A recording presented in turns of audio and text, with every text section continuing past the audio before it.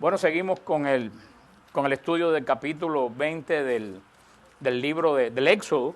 Estamos en los mandamientos, estamos hablando de los mandamientos. En hebreo, los mandamientos se dicen Aseret Hadrivot. Se dicen los mandamientos. Aseret quiere decir 10 y Divrot quiere decir menciones. O sea que los hebreos no le dicen mandamientos, sino la traducción que ellos le dan serían los 10 dichos o los 10 enunciados, que ahí se traduce mejor la palabra Aseret Hadrivot. Pero como de todas formas, aunque no le digan mandamientos, son mandamientos, porque muchos comienzan con la palabra no, pues nosotros de la época cristiana de San Agustín se le llama por los 10 mandamientos. Hemos visto los 3 primeros mandamientos. Recuerden que de los 10 mandamientos, 7 son en relación del hombre a Dios, 3 son en relación del hombre a Dios y 7 son en relación del hombre al hombre. También recuérdense que es importante que le dijimos que cuando se escribieron los 10 mandamientos no estaban divididos con versículos ni en capítulos, era todo corrido. Y a ver si se acuerdan, ¿quién dividió los mandamientos en 10? San Agustín. En el siglo IV dividió los mandamientos en 10 y le dio la forma que nosotros lo vemos ahora, lo resumió para que nosotros pudiéramos memorizarlo, porque si no nos hubiéramos tenido que aprender el capítulo 20 del Éxodo completo. Después estamos viendo esos 3 mandamientos en relación del hombre con Dios y estamos en el último de los 3 mandamientos del hombre hacia Dios, que dice en Éxodo 28, recuerda el día del sábado para santificarlo. 6 días trabajarás y harás todos tus trabajos, pero el día séptimo es día de descanso en honor del Señor tu Dios. No harás ningún trabajo, ni tú, ni tu hijo, ni tu hija, ni tu siervo, ni tu sierva, ni tu ganado, ni el forastero que habita en tu ciudad. Pues en 6 días hizo el Señor el cielo, la tierra, el mar y todo cuanto contiene, y el séptimo descansó. Y por eso bendijo el Señor el día sábado y lo santificó. Ese es el último de los 3 mandamientos de relación del hombre hacia Dios. La semana pasada dijimos, y lo repetimos, pero eso tenemos que tenerlo bien claro, que estos mandamientos son propios de la primera alianza. La primera alianza, el Señor le da estos mandamientos. Esa primera alianza que fue hecha con Abraham y Moisés, con el pueblo de Israel, terminó en la cruz de Cristo. ¿Por qué esa alianza terminó en la cruz de Cristo? ¿Porque era mala? No, la alianza no era mala. Es que la alianza tenía un objetivo. Y cuando el objetivo de una alianza se cumple, no es que la alianza se acabe, sino yo creo que es más propio decir que la alianza se agota.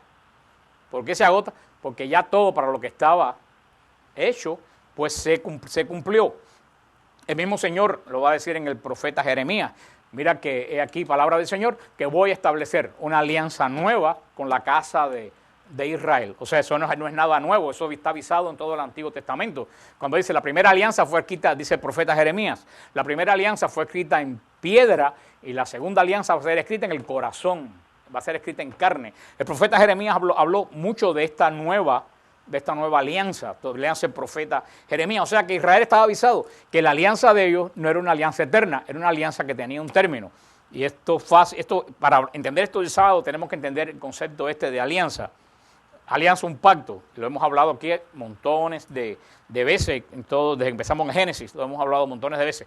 Un pacto es un contrato como que se puede hacer cuando tú compras un carro. Ustedes dirán, repite lo mismo, pero tengo que repetir lo mismo para que ustedes se lo graben en su cabecita. Cuando uno compra un carro, uno hace un contrato con un objetivo. Ahora, ¿cuál es el objetivo? Ahora sí estoy preguntando, ¿cuál es el objetivo? Ahora no hay eco. Ahora nadie habla. Cuando uno compra un carro, no tiene un propósito. ¿Cuál es el objetivo de comprar un carro?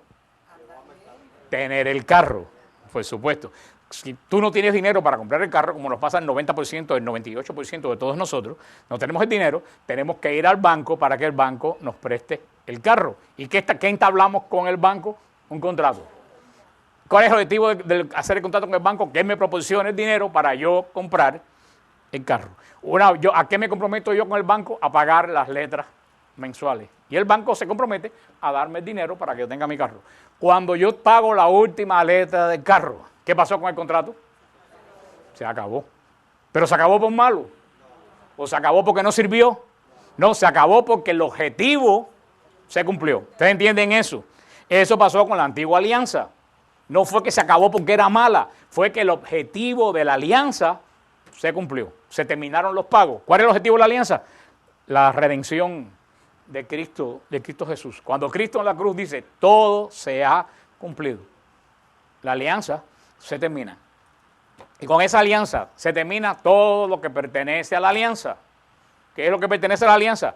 La escritura, la profecía, el culto, el sacerdocio, todo lo relacionado a esa alianza. Por eso cuando Jesús dice, todo se ha cumplido, el velo del templo se rasga, ya no se falta el culto de Israel, se establece una nueva alianza. Y tú te das cuenta, la antigua alianza estaba llamada a extinguirse, porque ¿cuál fue el animal que fue sobre el cual se hizo la alianza? Un cordero. Y el cordero es un animal que muere, un animal limitado. Sin embargo, la segunda alianza, ¿en quién se hace? En Cristo, y Cristo es eterno. Ya tú ves que la primera alianza se tenía que acabar porque era una alianza hecha sobre algo perecedero. La segunda alianza no se acaba porque está hecha en Cristo Jesús. Por eso los mandamientos pertenecen a la antigua alianza, la alianza que se acabó. Ahora va a decir San Pablo en Gálatas, ¿qué vamos a hacer? Y en Romanos también lo dice, ¿qué dice San Pablo? ¿Qué vamos a decir? Que esa alianza no sirvió. San Pablo, no. Y San Pablo pone el ejemplo, esa alianza es como una nana o manejadora o nodriza, esa señora que en los países de nosotros, que aquí nadie puede darse ese lujo de tener una nana, a no ser la computadora, pero en los países de nosotros, esas mujeres que cuidan a los niños cuando son chiquitos y los enseñan, andan siempre con el niño. Cuando el niño ya tiene 14 o 15 años, ¿necesita una nana? No. Pero ahora, ¿qué tú vas a hacer? Botar a la nana para el medio de la calle. Muchas veces esas mujeres se quedaban a vivir en la familia, era prácticamente una madre en la familia. Y eso es San Pablo, así es la antigua ley. La antigua ley sirvió cuando Israel era, ¿qué cosa? Un niño. Ya Israel se hizo adulto en la iglesia, ya esa nana o esa manejadora o esa nodriza no hace falta. Se respeta porque cumplió un objetivo como una cosa venerable, pero ya no nos aplica porque nosotros somos ya mayores de edad en Cristo. ¿Ustedes entienden eso? Bueno, pues hay mucha gente que no lo han entendido, porque siguen amarrados a esta antigua alianza. San Pablo va a decir más adelante, pero es que ni siquiera los judíos pudieron guardar esa ley. Si esa ley, ¿se acuerdan que San Pablo dice que la ley engendra qué cosa? ¿Se acuerdan? Pecado. La ley engendra pecado. ¿Por qué? Porque al ver tantos no, eran 613 mandamientos. Israel no podía guardar 613 mandamientos y continuamente estaban en pecado. Eso San Pablo lo va a explicar muy claro. Léanse Gálatas. Gálatas habla sobre esto. Pero ¿por qué hacemos todo este hincapié? Por esto, este día, el día del sábado, es un día que se guardaba ¿dónde? En la primera alianza. Cuando Jesús muere en la cruz y dice todo se ha consumado, esas leyes se agotaron. Vimos que en el Sermón del Monte Jesús incorpora los mandamientos, pero no de la forma de la antigua ley, sino de la forma de la gracia, la forma del Espíritu. Y es como el catecismo de la iglesia está explicando los mandamientos. Cuando dice Jesús, ustedes se les dijo, no adulterarás, pero desde que miras a la mujer de tu prójimo tú estás adulterando. Luego cuando dice, no matarás, pero desde que te pones a hablar mal de alguien, pero le dices a tu hermano estúpido, ya lo mataste. Eso Jesús pone, la antigua alianza ahora tiene una dimensión diferente en la nueva alianza. Pero lo que tenemos que tener en claro para entender esto del sábado es que la primera alianza, ¿qué cosa? Se acabó. Estamos en una alianza nueva que es superior a la antigua alianza. Empezando porque, ¿quién era el sumo sacerdote de la primera alianza? Un judío cualquiera. Un judío que cada cierto tiempo tenían que cambiarlo por otro porque ¿qué le pasaba? Se moría. Inclusive habiendo sumo sacerdote vivo y actuante todos los años para ofrecer el sacrificio que tenía que hacer 7 días de purificación y 7 días de purificación porque era un hombre. Ya no tenemos un sacerdote así. ¿Quién es nuestro sacerdote en esta alianza ahora? Cristo, que no tiene que purificarse, que no va a morir, que no hay que cambiar de sacerdote. Tú te das cuenta que nuestra alianza es una alianza eterna, cuando la antigua alianza era una alianza provisional. Los adventistas, los testigos de Jehová y algún que otro pentecostal se sigue aferrando a la antigua alianza. Y eso es un error. Ustedes saben, yo voy todos los años a Israel, vamos ya por viaje número 23 este año, si Dios quiere, a Israel. Y ustedes saben que yo tengo muchos de ustedes que han ido a Israel saben que yo tengo muchísimos amigos en Israel que los quiero mucho de muchos años. Y todos ustedes saben que soy pro Israel todo el tiempo. Pero tenemos que tener una cosa bien clara. El Israel de hoy no es el Israel de la Biblia. Tenemos que tener eso bien claro. El Israel de la Biblia se acabó. ¿Cuándo se acabó el Israel de la Biblia? Cuando se acabó la alianza y cuando el templo se derrumbó. Cuando el templo fue barrido y Israel dispersado, ese Israel se acabó. ¿Hay un Israel ahora? Claro que hay un Israel ahora que está en el territorio de Israel. Pero yo le ponía el ejemplo, ¿se acuerdan? Yo le decía, el México, ¿hay un país México o no? ¿Y ese es el México de Montezuma? No tiene nada que ver con el México de Montezuma, tiene otras leyes, otras características culturales, pero está en el mismo lugar, pero no tiene nada que ver con la cultura azteca de Montezuma, porque ya tiene cultura española, tiene cultura... Así pasa con Israel, hay un Israel, pero ese Israel no es el Israel de la primera alianza. Porque esa alianza que pasó, se acabó. Es un pueblo histórico, pero también inclusive estos mismos israelitas se han juntado con otras naciones. Los que fueron a Alemania se han casado y tú ves que tienen apellidos alemanes, los que fueron a Rusia tienen apellidos rusos, los que fueron a España, los sefarditas se juntaron con portugueses, cuando la palabra de Dios prohibía juntarse con otros pueblos. Entonces, hay un pueblo nuevo que se llama Israel, pero ese pueblo de Israel ya no es el pueblo de la alianza, de la primera alianza. El pueblo de la alianza ahora, ¿quién es? La iglesia es el pueblo de la nueva alianza. Israel podemos decir que es el pueblo histórico de Jesucristo, donde nació Jesús, pero no es el pueblo de la alianza. Inclusive, el judaísmo de hoy no es el judaísmo de la época de Jesús, y eso hay que tenerlo claro, y eso no se habla. El judaísmo de hoy es un judaísmo que está corrompido, es un judaísmo talmúdico. Hoy en día los judíos, todo el judaísmo lo entienden a través del Talmud, o de la Cabala. ¿Cuándo surge el Talmud? El Talmud surge en Babilonia, cuando el exilio babilónico. Pero entonces podemos ver que hoy no es el judaísmo puro de Moisés, no es el judaísmo mosaico. Hoy, ¿qué es lo que hay? Un judaísmo ¿qué? Talmúdico, que es una interpretación que se aprendió en Babilonia y no es exactamente el judaísmo que recibió Moisés en el monte Sinaí. Es un judaísmo que se ha corrompido y ha terminado en la Cabala y en todo este lío de la que saca número y ponle número a esto, adivina por aquí, adivina por allá, cuando la adivinación está totalmente prohibida en el Deuteronomio. Así que vemos que no es, porque hay gente que se confunde, sobre todo muchos protestantes. ¿Por qué nosotros hablamos tanto y usamos cosas judías aquí? ¿Por qué?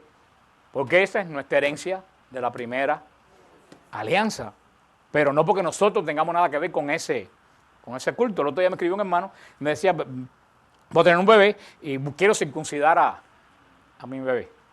Yo decía, bueno, si tú lo vas a hacer por un asunto higiénico, y está bien. Dice, no, yo lo quiero hacer porque los judíos. Digo, no, pues mira, no lo puedes hacer. ¿Cómo tú vas a meter a tu niño en una alianza que se acabó y que no funcionó? Los judíos entraban a la primera alianza a través de la circuncisión. Nosotros entramos a la alianza a través del bautismo. ¿Cómo tú vas a poner a tu niño en una alianza con 613 cuando nadie? ¿Quién puede cumplir 613 preceptos? Nadie. Cuando los que han ido a Israel y los que van a ir conmigo este año a Israel, fíjense en los judíos ortodoxos. Los judíos ortodoxos son los de los gorros negros, la cosa que... Fíjate que tú nunca vas a ver un judío de esos riéndose. Siempre están amargados. ¿Por qué? Y no es que están amargados, es que siempre están preocupados de no violar uno de los 613 preceptos. De memoria se lo aprenden desde chiquito. Se lo aprenden de memoria. Ese es el problema que la gente... Es que hay que entender la cultura judía para entender la escritura. Ese es el problema. ¿Por qué el Señor se le manifiesta a los pastores cuando Jesús nace? Porque los pastores no podían entrar a la sinagoga. ¿Y por qué los pastores no podían entrar a la sinagoga? Porque al no saber leer, no sabían los preceptos de la ley y siempre estaban pecando, eran la gente última de la fila, por eso que los ángeles le cantan a los pastores, a los que no podían entrar a adorar a Dios porque no se sabían la ley. Ellos aprenden hasta el día de hoy, para eso estudian en las escuelas rabínicas y cuando se hace Bat Mitzvah se supone que debe saber las leyes, pero ellos están tan embebidos en no violar una de las 613 leyes que siempre, por eso dice San Pablo, la ley engendra pecado y engendra angustia. Cuando la gracia, que es la libertad que tenemos en Cristo, engendra alegría. Aunque hay muchísimos católicos que no saben esto y siguen todavía viviendo bajo leyes. Pues toda esta descarga tiene que ver con el día del sábado. Para que ustedes vean que esa ley se acabó y que no tenemos que volver a ponernos bajo el sábado. Yo explico la cena pascual judía para que ustedes entiendan la Eucaristía, pero yo no celebro la cena pascual judía, eso es un disparate. Si yo tengo una cena mejor que la Eucaristía, ¿para qué voy a comerme yo una cena pascual de un hueso cordero cuando tengo el cordero vivo y resucitado? nosotros tenemos una mejor alianza. Y lo dice Jesús en San Marcos 2, versículos 27 y 28. Dice Jesús, también les dijo, el día de reposo fue hecho por causa del hombre, y no el hombre por causa del día del reposo. Por tanto, el Hijo del Hombre es Señor del sábado. ¿Y por qué Jesús dice? Fíjate lo que dice Jesús, que el sábado fue hecho por culpa de ¿quién? Del hombre, y no el hombre para el sábado. Y si ustedes van a Génesis, al Génesis 2, que ya lo estudiamos, el Génesis 2, en el versículo 1, dice, se concluyeron pues el cielo, la tierra y todo su aparato, y dio por concluida Dios en el séptimo día la labor que había hecho, y cesó en el séptimo de toda la labor que hiciera, y bendijo Dios el séptimo día, y lo santificó, porque en él cesó de toda obra creadora que Dios había hecho. Fíjate, aquí prohíbe hacer trabajo el sábado, no lo prohíbe. ¿Qué es lo que dice? Descansa, bendice y santifica. ¿Cuándo vienen las prohibiciones? Miles de años después del Sinaí. ¿Y por qué vienen las prohibiciones? Porque Dios ha visto el trayecto del pueblo de Israel. Dios ha visto el trayecto. ¿Cómo ha sido ese pueblo desde el principio? Duro, desobediente. Es un pueblo que costaba trabajo domarlo, que obedeciera. Y cuando uno tiene un hijo pequeño que es extremadamente rebelde, uno tiene que extralimitar los castigos y párate aquí, no te voy a poner en time out y no puedes venir aquí. Israel siempre estaba de time out. Porque siempre está, sí, porque era un pueblo. Si Dios quiere sacar algo bueno de este pueblo, puede permitirle que haga todo lo que le dé la gana. ¿A dónde ha llevado esta nación permitirnos hacer todo lo que nos dé la gana? A donde nos está llevando el precipicio. Como dice el Señor, cuando tú quieres a alguien, tú lo corriges. Y Dios tenía que corregir a Israel. Por eso al principio el Señor bendice y miles de años después tiene que decir, reposa tú, tu hijo, tu forastero, todos los animales. Y cuando vamos al Deuteronomio, vamos a ver que todavía el Señor pone, ¿por qué? Porque ya cuando al final del Deuteronomio, que es la segunda ley, el Señor ha visto cómo se ha comportado Israel por todo el camino del desierto, que fue un desastre y tiene que poner leyes todavía más. Por eso dice Jesús, el día de reposo fue hecho por causa del hombre. El Señor tuvo que decirle, óyeme, frena. No puede pasarte la vida entera trabajando, frena. Hoy en día haría falta que el Señor nos dijera eso, porque estamos volviendo a la época de antes del camino por el desierto. Y esto es una cosa que se ha programado así. Si ustedes van a los pueblecitos norteamericanos del centro de la Florida, un domingo van a ver que el domingo no hay nadie en la calle, no hay ningún negocio abierto, todo está tranquilo. Así era Miami, así era Estados Unidos hasta hace 30 o 40 y pico de años. Así eran las ciudades nuestras, así eran todas las grandes ciudades. ¿Qué sucedió? Inventaron los malls. El mall, que abre los 7 días. Y ahí empezó todo el mundo ¿a qué? A trabajar los 7 días. ¿Tú no te das cuenta que esto es un invento para sacar al hombre del reposo de Dios y de la adoración? Porque el demonio nos está llevando. Esto es una regresión. El demonio nos está llevando esto es como un círculo que se está cerrando. El demonio nos está llevando a todo como era en el principio, pero no lo bueno, sino lo malo que causó la desgracia del hombre. Lo que él no sabe es que Cristo venció, pero muchos se van a perder por separar, que depende en qué bando tú estás. Por eso es que dice el Señor, el día de reposo fue hecho por culpa de ¿quién? Del hombre. ¿Ustedes entienden eso? No se hizo el hombre para el día de reposo. ¿Qué dijo el Señor? Dios descansó el séptimo día cuando termina la alianza. Y se recuerdan que ¿cómo se llama ese séptimo día de la alianza? ¿Qué hizo? ¿Qué pasó el séptimo día? ¿Pero qué pasó el séptimo día? Ahí lo dijo, el séptimo día, después que, ¿se acuerdan? Dios crea a Adán y a Eva. ¿Y qué cae sobre Adán? Un gran sueño. Y pasa el primer día. Y el segundo día es cuando Adán dice, este es hueso de mi hueso. El séptimo día es cuando el hombre y la mujer se complementan y es el sellamiento de la creación. Cuando la creación se sella, cuando el hombre y la mujer se dan cuenta que entre ellos dos pueden crear vida. Es el pacto de Dios. Por eso, hoy en día, una de las partes principales de la boda judía es el kiddush, es la bendición de la boda judía. En la boda judía, el día antes, mira qué interesante, la novia no se puede casar si no se baña, si no se mete en un tanque completo. La novia se mete en el tanque completo, se purifica para después casarse, para unirse con el novio. Nadie en la iglesia se puede unir con Jesús, el novio de la iglesia, si no se mete en el agua del bautismo. Tú ves como toda la antigua alianza es una prefigura de la nueva, y el kidushín, la bendición nupcial del hombre con la mujer. Eso es lo que el Señor hace, por eso dice, en el séptimo día lo bendijo y lo santificó.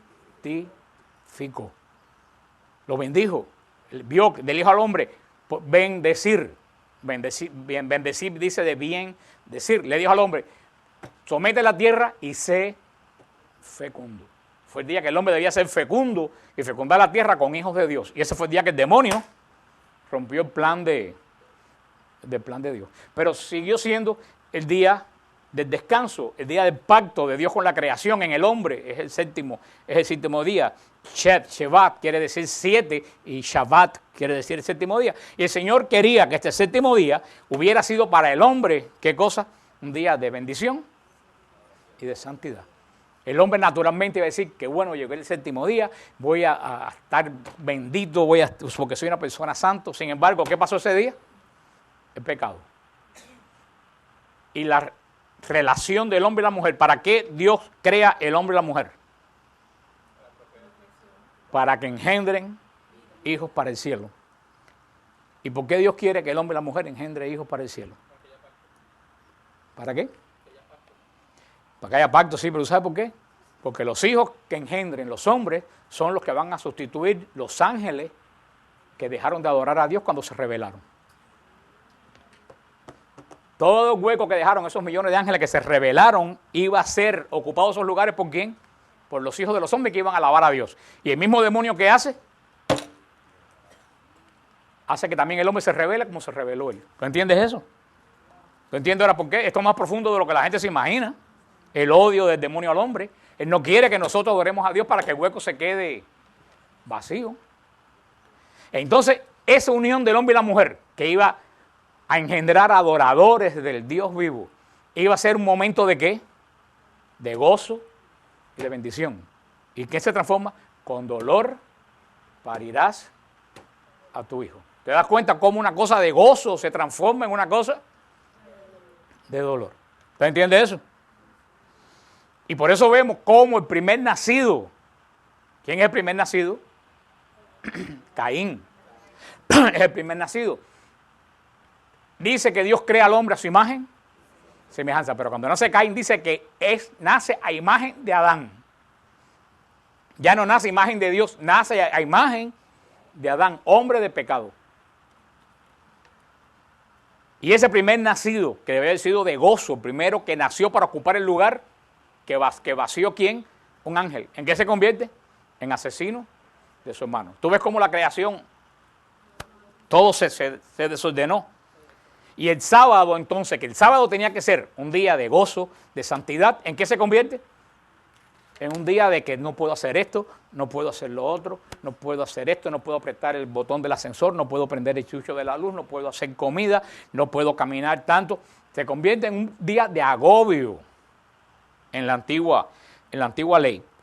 Por eso en Hechos 15, 25, 29, oye qué interesante, dice entonces, pareció bien a los apóstoles y a los ancianos con toda la iglesia elegir de entre ellos a varones y enviarlos a Antioquía con Pablo y Bernabé, a Judas que tenía por sobrenombre Barsabás y a Silas, varones principales entre los hermanos, y escribir por conducto de ellos.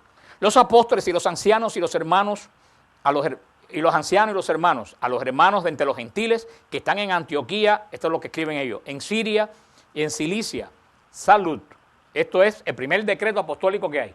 Ahora como el Papa canta encíclicas y el Papa manda esas cartas, este es el primer decreto apostólico, un decreto que mandan los apóstoles a las comunidades recién creadas. Dice, por cuanto hemos oído que algunos que han salido de nosotros, a los cuales no dimos orden, os han inquietado con palabras, perturbando vuestras almas, mandando circuncidaros y guardar la ley, nos ha parecido bien, habiendo llegado a un acuerdo, elegir varones y enviarlo a ustedes con nuestro amado Bernabé y Pablo, hombres que han expuesto su vida por el nombre de nuestro Señor Jesucristo. Así que enviamos a Judas y a Silas, los cuales también de palabras os harán saber lo mismo, porque ha parecido bien al Espíritu Santo y a nosotros no imponerles ninguna carga más que estas cosas necesarias. Fíjate qué interesante. ¿Qué había en la iglesia? Confusión. ¿Y qué van a hacer los apóstoles? Mandan una carta poniendo orden. ¿No te das cuenta que es lo que hace el Papa? Cuando hay confusión en la iglesia, el Papa manda una carta apostólica poniendo ¿qué cosa? Orden. Y fíjate qué interesante, dice, nos ha parecido bien al Espíritu Santo y a nosotros. Óyeme, tremendo eso. Quiere decir que la iglesia está asistida por el Espíritu. Y dice, no queremos imponer. ¿Por qué? Porque salieron judíos, que eran los judaizantes, que querían que los nuevos cristianos se sometieran a la ley judía. Y la gente decía, pero ¿cómo nosotros vamos a ponernos a aprender 613 preceptos y hacernos la circuncisión a estas alturas? Con lo doloroso que... Entonces se asustaron. Y dice los apóstoles, nos ha parecido bien al Espíritu Santo y a nosotros no imponerles ninguna carga más que las cosas necesarias. Ahora va a decir, ¿qué cosa es lo necesario para vivir en la fe? Primero, que se abstengan de comer lo sacrificado a los ídolos. ¿Cuál es la primera cosa que las restricciones que le ponen a los paganos que entran a la iglesia? No coma la comida de los animales que se sacrifican a los ídolos, porque en los cultos paganos sacrificaban animales y se lo comían en comunión con ese Dios. Segundo, no tomen sangre. Y esto no quiere decir la transfusión, porque en ese momento la transfusión no se había inventado. Es que no tome la sangre de los sacrificios paganos. Que se abstengan de la fornicación, de las cuales cosas, si las guardan, harán bien. Fíjate lo que le pone a la iglesia como leyes a la iglesia nueva, que no coman carne sacrificada a los ídolos, que no estén en comunión con los cultos idolátricos, ni tomen sangre, que no forniquen, porque no hay nada que contamine más el espíritu del hombre que la fornicación desenfrenada con una persona que no es tu esposa. Los pecados del sexo son los pecados que más contaminan el ser humano. Dice, menciona para algo aquí que guarden el sábado, mencionan para algo aquí que paguen el diezmo. No, los apóstoles sabían que ni había que guardar el sábado, ni había que pagar diezmo. O sea, abstenerse de los sacrificados de los ídolos, abstenerse de tomar de la sangre, abstenerse de las cosas ahogadas, perdón, se me pasó eso, y abstenerse de la fornicación. Estas son las exigencias del Espíritu Santo. Nos ha parecido bien al Espíritu Santo y a nosotros, dice Hechos de los Apóstoles. No menciona el sábado. Si el sábado hubiera sido tan importante, ¿qué hubiera hecho el Espíritu Santo a los apóstoles? Guarden, no dejen de guardar el sábado. En la carta a los Colosenses, capítulo 2, versículo 13, en adelante, dice San Pablo, y a ustedes, estando muertos en pecado y en la incircuncisión de vuestra carne, os dio vida justamente con él, perdonándonos todos los pecados, anulando el acta de los decretos que había contra nosotros y que nos era contraria, quitándola de en medio y clavándola en la cruz. Fíjate qué interesante. Dice San Pablo que había algo que nos era contrario. ¿Qué es lo que le era contrario? Que Cristo pagó y lo clavó en la cruz. La ley. La ley era contraria. Estoy preguntando, la ley era contraria a los hombres porque tenían que guardar 613. Cristo los cumplió y junto con todo eso se clavó ¿dónde? En la cruz. Murió Cristo, se acabó la ley. Dice que era contrario, quitándola de en medio y clavándola en la cruz y despojando a los principados y a las potestades, los exhibió públicamente, triunfando sobre ellos en la cruz. Por tanto, es lo que dice Pablo, que nadie les juzgue por lo que comen, por lo que beben, que nadie les juzgue en cuanto a días de fiesta, luna nueva o Shabbat, todo lo cual es sombra de lo que ha de venir, pero en el cuerpo de Cristo. Hermano, no hace falta. Yo creo que después que uno lee esto, Colosenses 2, léanlo. Yo no sé cómo los testigos de Jehová y los adventistas siguen predicando el sábado. Colosenses 2, que léete el capítulo completo. Fíjate lo que dice Pablo. No hay ley. La ley Cristo la clavó en la cruz y derrotó a los enemigos. Por eso dice que nadie los venga a torturar a ustedes con cuestiones de comida, ni de bebida, ni de lunas nuevas. Dice, o de día de reposo. Ellos ponen día de reposo, pero ¿qué cosa es el día de reposo? Es Shabbat. Dice que nadie los moleste con Shabbat ni con días, porque todos los días son del Señor. Y fíjate lo que dice, y aquí está la clave del Shabbat, lo cual es sombra de lo que ha de venir. ¿Y ahí dónde está el asunto? Hay un judío que se llama Jacob Newman, judío, no es católico ni cristiano, que en su libro Judaísmo, en la página 266, hablando del Shabbat, dice, el precepto se reitera en los 5 libros de Moisés como un pacto entre Dios y el pueblo de Israel. O sea que es un mandamiento de Dios a la nación israelita. Un poco más adelante sigue diciendo el señor Newman, el Señor proveyó un anticipo para la vida futura y era el Mesías. ¿Qué es lo que dice Jacob Newman en su libro Judaísmo? Que el Shabbat anunciaba ¿qué cosa? El Mesías. El reposo de todos nosotros. ¿Cuál es el reposo de todos nosotros? Cristo es el reposo de todos nosotros. El Shabbat es cuando Dios santifica y ¿qué cosa? Y bendice. Y para del agobio de crear. ¿Quién es el que santifica y bendice? Cristo. Cristo, el Shabbat anunciaba el reinado de Cristo, la paz de los corazones del reinado de Cristo. Era el reposo que vamos a tener en Cristo. Porque ya yo no tengo que hacer, ya Cristo lo hizo por mí. ¿Ustedes entienden eso? Ahora yo no tengo que hacer, ahora yo tengo que ser fiel. En vez de hacer, yo tengo que ser fiel. Pero yo creo que hay veces que es más fácil cumplir 613 mandamientos que ser fiel. Pero el Shabbat, lo dice San Pablo, es sombra de lo que ha de venir. Es prefigura de qué? Del reinado de paz que hay en el corazón del creyente que acepta a Cristo Jesús. El pueblo hebreo guardaba el día del sábado, día de reposo. Pero fíjate, qué interesante, San Pablo va a decir más adelante en la carta a los hebreos que no entraron en el reposo de Cristo, que los hebreos no entraron en el reposo. O sea que el sábado era el día de reposo, sin embargo los hebreos no. Entonces, ¿cómo es posible que lo guardaran y no entraran? Porque ellos en vez de reposar, ¿qué hacían en el sábado? Trabajar más. ¿Trabajar con qué? Con la mente. Y no hago esto, y si hago aquello me agarran, y si no puedo, eso. Estaban con las manos tranquilas, pero ¿qué es lo que está? Hermano, y no hay nada más que canse más que el trabajo de la mente. Estaban atormentados el día de... Por eso dice, ellos que guardaron el sábado no entraron al reposo. Si el pueblo hebreo que guardaba la ley y guardaba el sábado no entraron al reposo. Eso, hermano, y lo triste del caso es que no solo que los judíos no entraron al reposo, que hay católicos que tampoco entran en el reposo. ¿Cuántos católicos conocemos que no entran en el reposo? Que viven continuamente, ¿qué cosa? Atormentados con esto, con aquello, con esta angustia, con la otra. No entran tampoco en el reposo. Dice, mire por ejemplo lo que dice Hebreos 4, porque la carta de los Hebreos poderosísima, Hebreos 4, a lo mejor un día estudiamos la carta de los Hebreos 4, del 4 al 10. Dice, porque en cierto lugar dijo así, del séptimo día, y reposó Dios de todas sus obras en el séptimo día. Y otra vez aquí, no entrarán en mi reposo.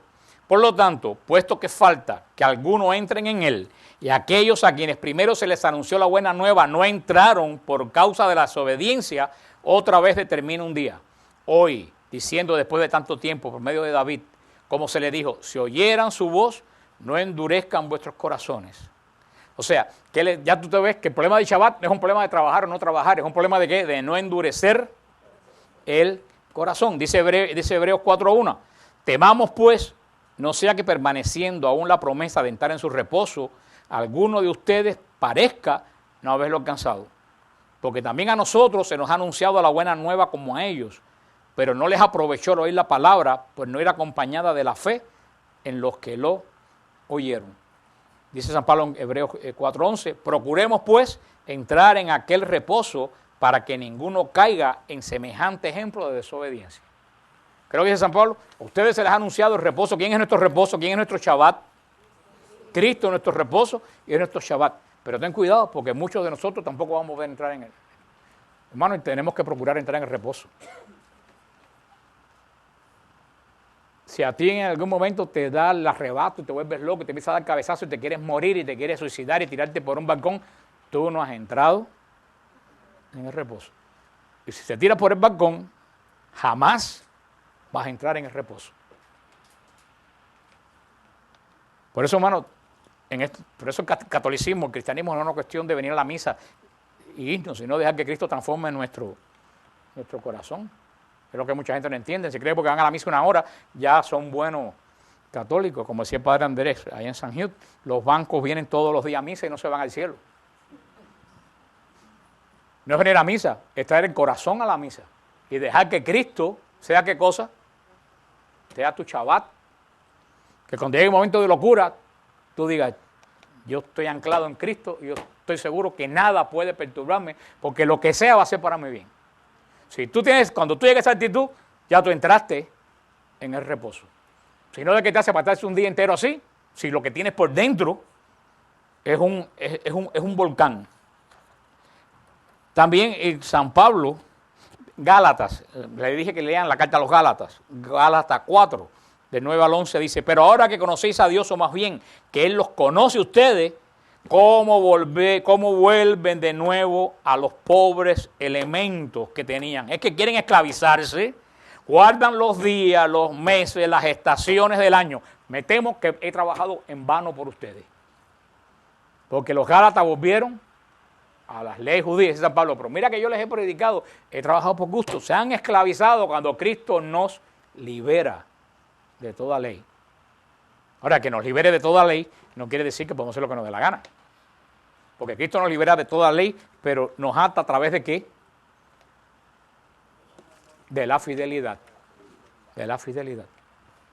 Ahora yo no tengo que hacer cosas para agradar a Dios, solamente tengo que tratar de ser fiel. Y ahí es donde está el problema. Desde los primeros tiempos de la iglesia, de la iglesia, se guardó el día del domingo. ¿Por qué? Porque el pueblo de Dios, los primeros cristianos, se dieron cuenta de que el Shabbat era de la antigua ley. Un día a la semana era un día de santificación y ¿de qué? De bendición. Pero los que creemos en Cristo, los 7 días a la semana son de santificación y de bendición. Entonces no hay un día santo para nosotros. Entonces los cristianos lo empezaron a guardar el sábado. Los cristianos, cuando el templo se derrumbó, que se separaron del templo, comenzaron a reunirse. Lo dice Hechos de los Apóstoles. Se empezaron a reunir el primer día de la semana. Los Hechos, no hay ningún lugar de los Hechos de los Apóstoles donde se diga que se guardaba el sábado. Pablo entraba el sábado a la sinagoga, pero no entraba el sábado a la sinagoga a guardar el sábado. Aquí entraba Pablo el sábado a la sinagoga a predicar porque era el único día que los judíos se congregaban. Pero no dice nunca que nadie guardara el Shabbat a partir de la nueva ley. Toda la iglesia primitiva, si lean todo Hechos, siempre continuamente que dice Hechos, el primer día de la semana. ¿Qué día se hace la colecta para Corinto? El primer día de la semana. ¿Qué día se cayó Titico de la ventana para abajo? El primer día de la semana. La iglesia empezó a guardar ese primer día. Lo dice Hechos 27. El primer día de la semana nos reunimos a partir el pan. Dice Pablo en 1 Corintios 16:12. En cuanto a la colecta para los santos, haced vosotros también según las órdenes en la iglesia de Galacia. Cada primer día de la semana, cada uno de vosotros aparte algo según haya prosperado y guárdelo para cuando yo llegue no se haga entonces la colecta. Tenemos San Pablo dice, guárdenlo ¿qué día? El primer día. Cada primer día de la semana guarden algo. ¿Por qué? Porque era el día que la iglesia se reunía. En Apocalipsis 1:10, ¿qué día le he revelado a Juan el Apocalipsis? El domingo, el primer día de la semana, caí en éxtasis, dice Juan. En el año 110, de nuestra era, San Ignacio de Antioquía dice, si aquellos que eran fieles a las antiguas prácticas, a recibir la buena nueva, dejaron de observar el sábado y ordenaron sus días de acuerdo al día del Señor, di en que nuestra vida también resucitó con Él. Y por eso se nos llama discípulo de Jesucristo, único maestro. San Ignacio de Antioquía, discípulo de Pedro, dice en el año 110 que ya ellos guardan el domingo. San Justino Mártir, en el año 115, contándole al emperador Adriano lo que hacen los cristianos, dice, el día llamado Día del Sol, quienes viven en la ciudad o en el campo, se reúnen en un mismo lugar y leen las actas y cartas de los apóstoles, de los profetas, según el tiempo lo permite. El domingo es el día en que se reúne la asamblea, porque es el día en que el Señor separó la luz de las tinieblas y Cristo resucitó entre los muertos. Año 110. En la epístola a Bernabás, en el año 120, no soporto sus lunas nuevas ni sus sábados. Toda la iglesia primitiva. ¿Por qué les digo esto? Porque los protestantes dicen que Constantino inventó el domingo. Y eso se lo podrá decir a un ignorante. Porque una persona, aunque no sea católica, medianamente culto, sabe que Constantino no inventó absolutamente nada, porque Constantino no era ni católico. Constantino se bautizó antes de morirse. Constantino no era católico. La madre de Constantino era la católica. ¿Qué fue lo que hizo Constantino? Constantino en el edicto de Milán lo que hizo fue declarar que a los cristianos no se les puede perseguir por su fe. Punto. Constantino no declaró ni siquiera el cristianismo religión del Estado. Fue un nieto de Constantino, Constancio, quien declaró el cristianismo religión del Estado. Constantino siguió siendo pagano la mayoría de su vida. ¿Qué solamente dijo Constantino? Los que están hoy en día en persecución ya no se les persiga más y permita. Y cuando los cristianos salieron de las catacumbas, ¿qué culto celebraron? La Eucaristía. ¿Qué día guardaron?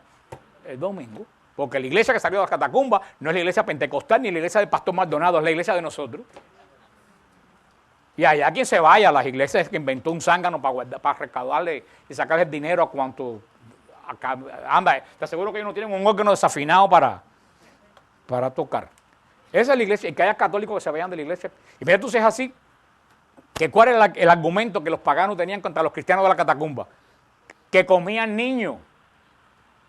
Esa era la acusación. ¿Y por qué acusaban a los cristianos de comer niños? Porque cuando decían a los cristianos, ¿qué ustedes hacen en sus cultos? Y decían, comemos la carne del Hijo de Dios. Entonces ellos entendían que comían un bebé. Y el otro día en el canal protestante dijeron esto y se dieron cuenta, cuando lo estaban diciendo a la metida de pata, dijeron, bueno, es que la Santa Cena, hay una prueba rotunda de que los cristianos del siglo I, II y III celebraban la Eucaristía. ¿Y qué día lo celebraban? El primer día de la semana, para que no venga ningún adventista o decirle que Constantino inventó. Hay datos, 300 años antes, y lo hemos leído aquí, que naciera Constantino, que ya la iglesia celebraba el domingo. Pero es que nosotros el domingo no es un día de descanso. El domingo es un día de adoración.